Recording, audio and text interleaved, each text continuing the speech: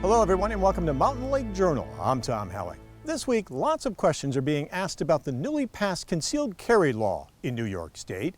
It forbids gun owners from bringing weapons into parks, but what's unclear is whether that includes all 6 million acres in the Adirondack Park.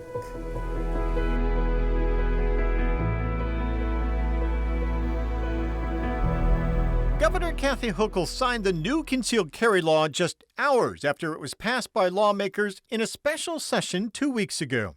It prohibits firearms from a long list of sensitive places like schools, playgrounds, hospitals, churches, and public parks throughout the state.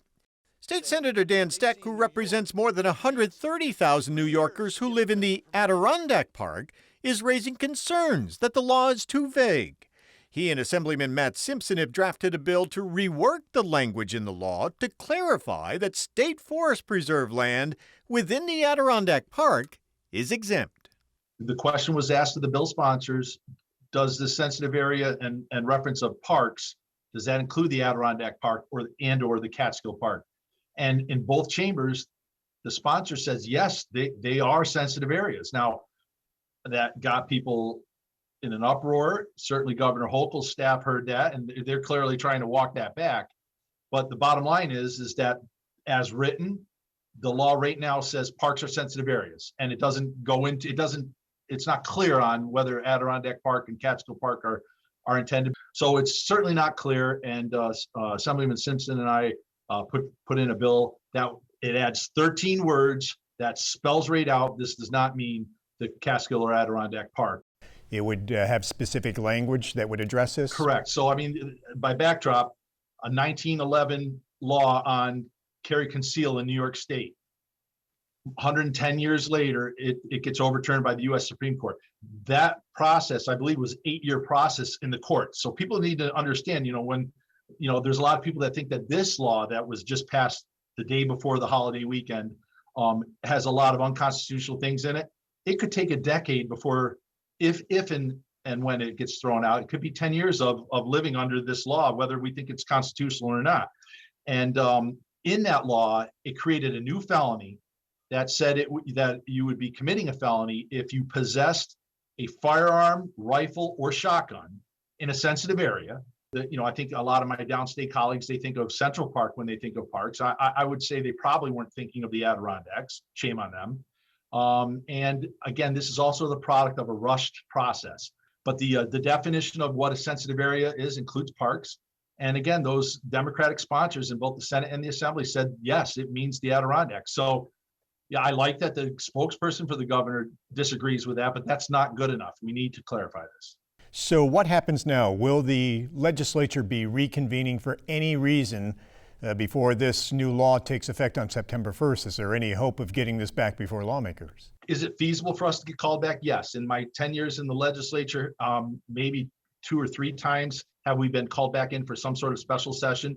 We were earlier this year. That's what we voted on. The rumor is that there may be other issues that we need to go back in for special session, including mayoral control of the school boards, the education down in New York City. And if we have to go back in for that, then this could easily be added on to that. I think it's more likely, unfortunately, that although better than nothing, I think it's more likely that the state police and DEC will probably put out policy and their interpretation of the law, where that's probably where they'll say this does not apply to the state forest preserve in the Adirondacks and the Catskills. Again, that's a lot better than the governor's spokesperson says. I'd rather have the DEC commissioner and the state police superintendent say that. But at the end of the day, the best way to correct bad legislation is with new legislation. I don't want to see somebody step off their property carrying a gun in the Adirondacks, and there are towns in the Adirondacks that 80% of the town's land area is state property. So somebody walks across the street from their house carrying a firearm for whatever reason, because they're going to go camping for 3 days in the backcountry or whatever, and something happens and they get arrested.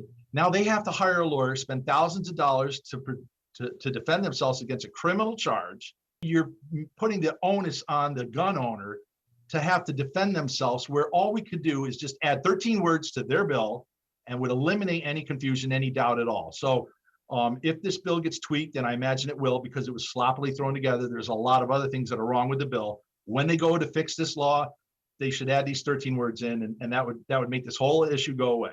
And you talk about other things wrong with the bill. Other than the questions about the Adirondack Park, what are some of your other concerns with the law? Well, certainly we've absolutely reversed where you could carry up until September 1st, when this becomes law, and this may come as a surprise to some viewers. But right now, the current law, you can carry concealed in Walmart, you can carry concealed in a bar, you can carry concealed in a convenience store. When this law goes into effect, it will flip that end over end. Then a business will have to post a sign saying guns are allowed here. So, and if there is no sign saying you can carry a gun in this Walmart, you're breaking the law if you carry a gun in this Walmart. Now, I understand there's a lot of people out there that will say, that's great, I don't think that guns should be allowed in Walmart. I mean, I understand that there are people that don't like guns, but we are absolutely reversing this. And the problem with reversing this is there's a lot of bad people in the world. I know a lot of people on the other side of the aisle don't believe that, but there is evil walking among us in the world. And some of these predators will look, I want to rob a jewelry store on Fifth Avenue, and they're going to walk up and down Fifth Avenue, and they're going to see where there's signs posted saying guns are allowed here. And guess what? They're not robbing those stores. They're a lot more likely to go into a store where they aren't going to encounter an armed citizen. The problem we have with gun violence is not with the lawful gun owner. Its problem is these are people that aren't inclined to follow the law anyways. So, these are the other problems with the bill. And this is why there's already been at least one court case filed against this. I'm sure there will be others. It might be 10 years from now, but I can't imagine that this law is going to stand up to judicial scrutiny at all. Is there any part of this law that you do support, any provisions that you support? It makes clear what the Supreme Court says it needs to make clear, but then they sort of outside of that, it gets bad pretty quickly. So, I think the whole bill, the whole law should be repealed, and we should start from scratch. We need to address what the Supreme Court is dictating that New York State address. The Supreme Court said that the Second Amendment can't be thrown out. It's not a second-class right. You don't have to demonstrate a need for that right. That was the issue, is that that the pistol permit process, you had to prove that you were entitled to carry a pistol, and they said no. It's a right. The opposite is true. And I think what they've done here now is, they're saying, hey, you need to sit for a 16-hour class. You got to turn over your social media accounts. You have to get firearm proficiency training. So now we're requiring that you be proficient in order to exercise your constitutional freedoms. I think the Supreme Court will have an issue with that. So I just think there's a whole lot of problems with this. We are all opposed to gun violence. We all want to stop violence. The question I always get asked, well, then how do you propose to address, gun violence? Start treating criminals like criminals. Hammer them. When they break the law, hammer them. Don't have a turnstile bail reform where you can do almost anything short of murder and be back out on the street. And what we need to do is we need to start hammering them again, send that message, and you'll start to see crime come back down. But crime's gone up because we've encouraged it. The end of the session in late May and in early June saw new gun control legislation passed as well, raising the legal age from 18 to 21 to buy a semi-automatic rifle, among other changes. Did you vote for any of those changes? There were, I think, a total of 8 or 10 bills at the end of session. Some of them were fairly innocuous, harmless. Off the top of my head, I can't remember. There were some of those, 2 or 3 that I did vote in favor of. But the larger ones, the red flag laws, that's a due process issue. That's anybody could say, I want to make trouble for so-and-so and call in a complaint against my neighbor. And now the government is knocking on their door, taking their guns away and making them prove that they can have their property back. It's a significant due process. And we saw the red flag laws have failed us. So it's not like a red flag law is working. It only works if you encourage and fund and resource the police to do that. But the 21, it wasn't just AR-15s or assault weapons or whatever people want to call them. It was every long gun, including a 22 that a 12-year-old could take in the woods by themselves. That was captured here. It only addressed purchases in New York State. So if you already own these weapons, there was no process. Or if you wanted to go to Vermont or Massachusetts or Pennsylvania and buy a gun and bring it back into New York, there was no registration. So you're now you're thinking, well, then how is this really going to be effective? But the semi-automatic, it created a pistol permit process to own a rifle. That's what it did. So now you've got background checks, fingerprints, and all that.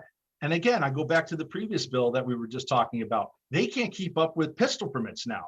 And there's more rifles out there than pistols. So again, there was no plan, no funding. And when you talk to law enforcement, they weren't asked, they weren't consulted. Hey, what do you think? What will this do for you? You know, what will this cost?